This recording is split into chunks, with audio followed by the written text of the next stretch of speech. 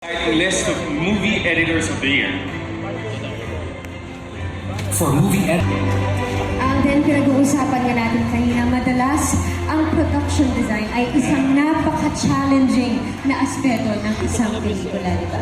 Kaya nakakabilib sobra ang kanilang creative and artistic minds to come up with the desired look of every single scene. Kaya bilib kami sa mga production designers gaya ng mga sumusunod.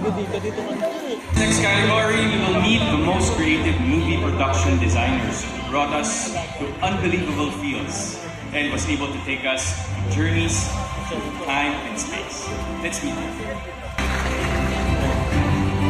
Kanina Aden, sabi ni Robbie, movie themes ang isa sa paboritong categories niya. Ako naman, ito ang mga inaabangan ko rin. Kasi sa mga pelikula, bukod syempre sa mga matitinding aktiwan, this is the category for the cinematographer of the year. Yun naman talaga.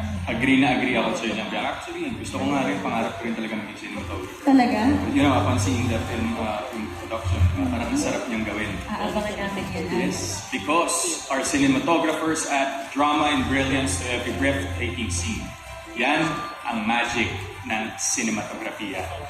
And here are the nominees for the Indie Cinematographer of the Year. And now from the most artistic and most beautiful scenes from our indies, we now move on to the movie cinematographers of the year. And this is the amazing list.